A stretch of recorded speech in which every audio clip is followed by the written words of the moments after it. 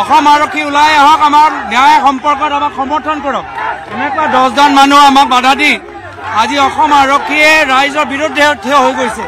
আহক, ৰাইজৰ লগত থিয় হওক, ৰাইজৰ লগত থিয় হওক আমি বিচাৰো।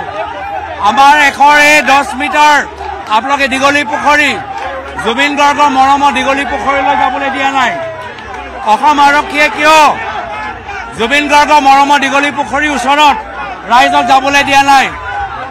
এই প্ৰশ্নটো স্পষ্ট। আজি দীঘলী পুখুৰীৰ ওচৰত যিবোৰ গছ, এই গছবোৰ লাহে লাহে এখন চৰকাৰে কাটিবলৈ আৰম্ভ কৰিছে। আমি ন্যায় বিচাৰিছো।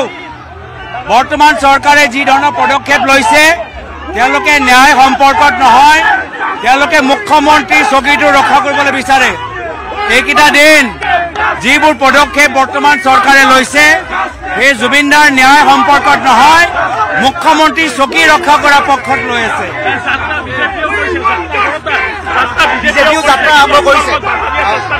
শান্তিপূৰ্ণভাৱে জুবিন গাৰ্গৰ মৰমৰ দীঘলী পুখুৰীৰ ওচৰত, যাৰ কাষত গছ কৰ্তন হোৱা বাধা দিয়াৰ ক্ষেত্ৰত জুবিন গাৰ্গে আন্দোলনৰ ৰাস্তাত গ্ৰহণ কৰিলে, সেই মৰমৰ দীঘলী পুখুৰীৰ ওচৰত আমি আহিছো।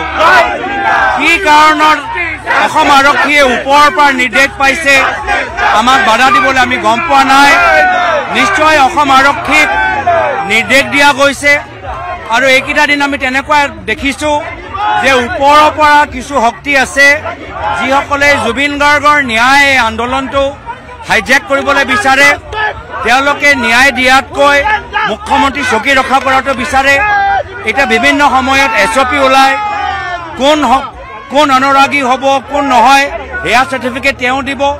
কেইটা বজাত আমি সমাধি ক্ষেত্ৰত যাব পাৰোঁ সেয়া অনুমতি চৰকাৰে দিব।